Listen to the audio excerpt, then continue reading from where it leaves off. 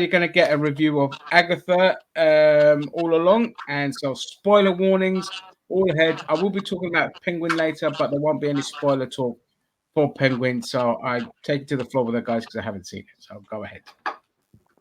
Go, Okay, guys.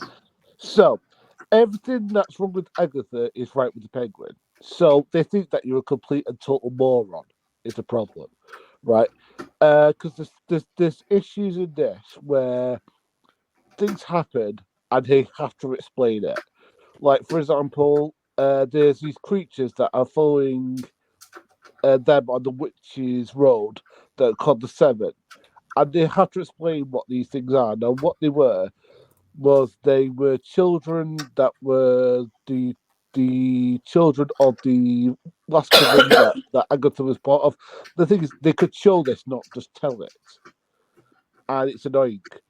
And also the fact that they had to show and not tell, like one of the ladies, one of her witch powers is that she can see the future, or she can read tea leaves, and they have to tell us that. Oh, I've had this dream about me falling to the ground. I said, well, you could have just shown me that.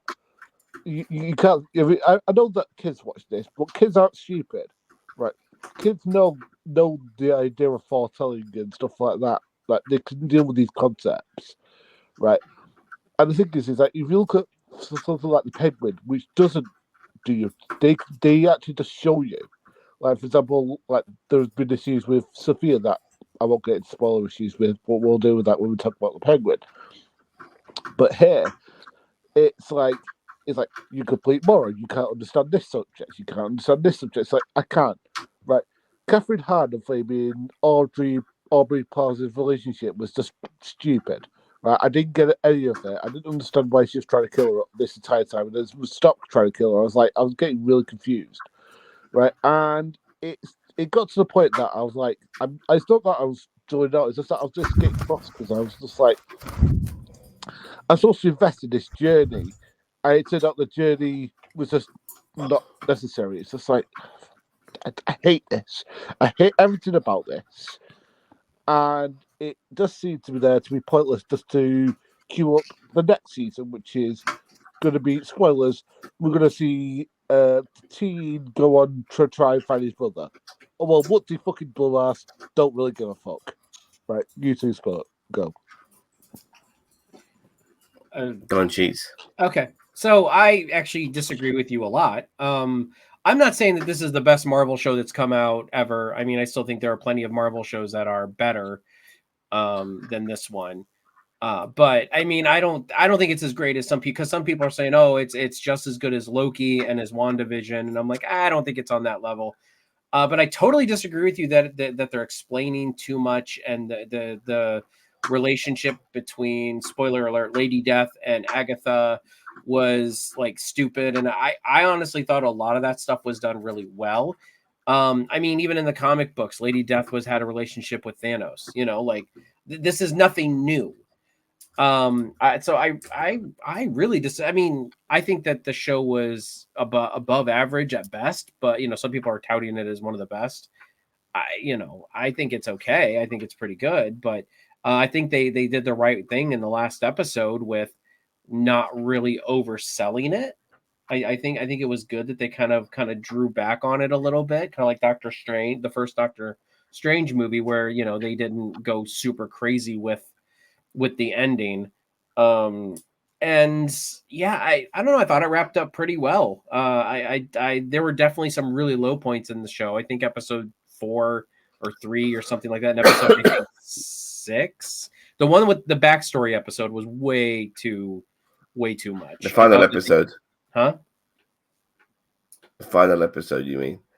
No, the backstory episode for Teen for Wiccan. Oh, I thought that Billy. one was a bit too much. Like I think that they hovered on that way too much. It could have been, they could have done that in 15 minutes and that'd have been fine. No, the last episode, yeah, that kind of went on a little bit too long too. I think they could have chopped that down a bit too, but it did explain kind of the Nicholas Scratch thing, and what the relationship between Agatha and Lady Death and everything like that.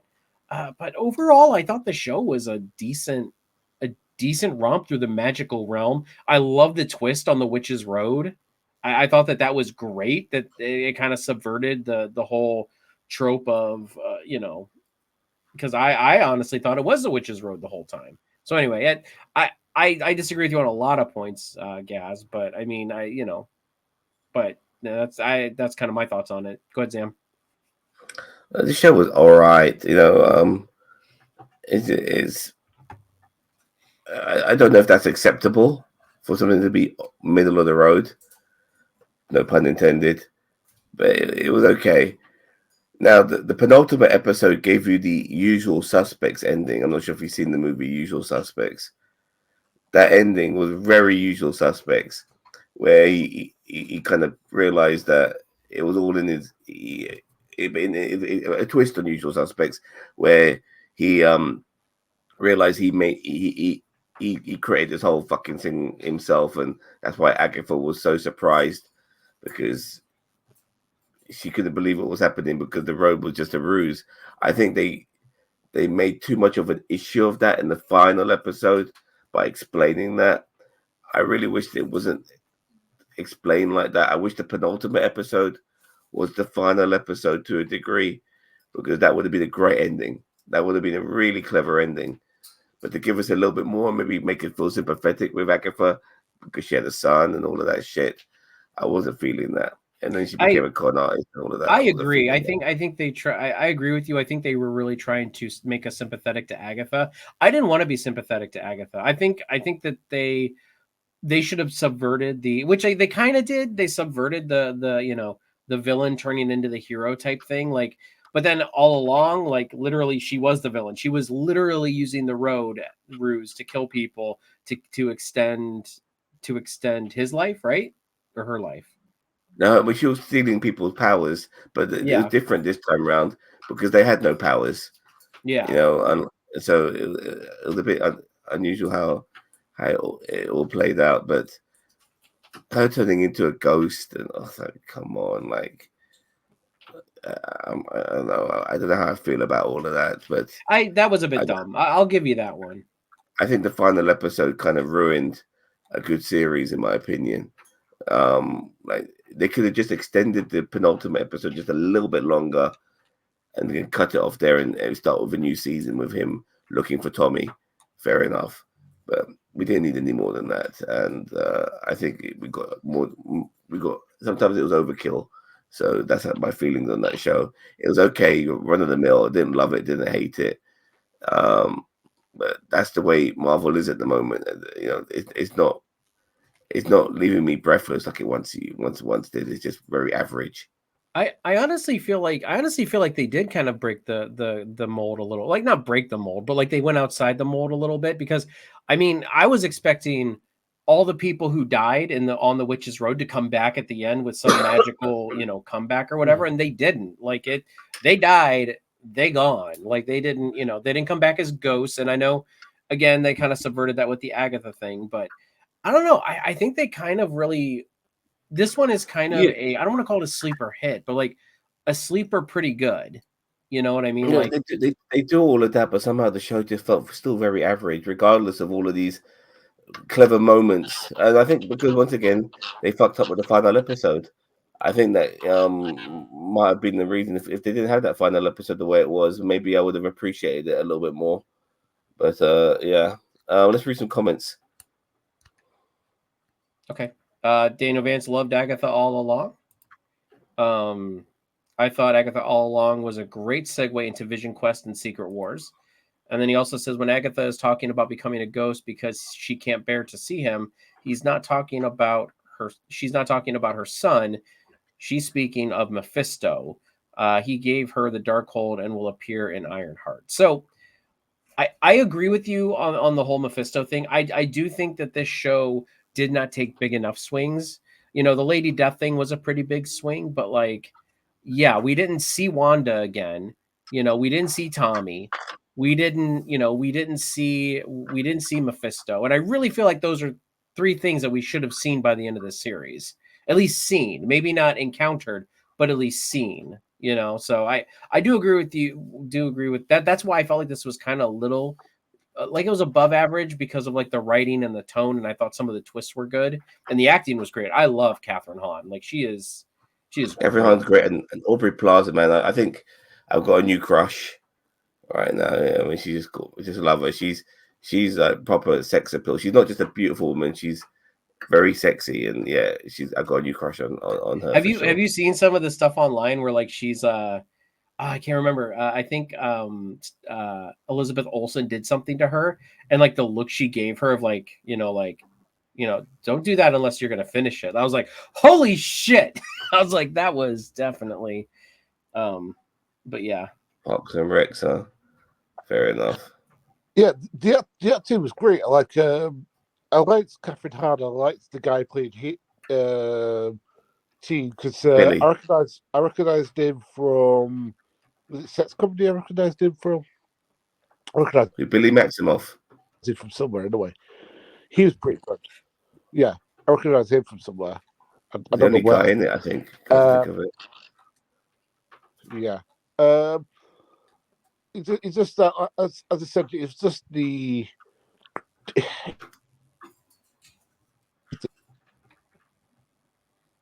Well, you're breaking up, your boss man.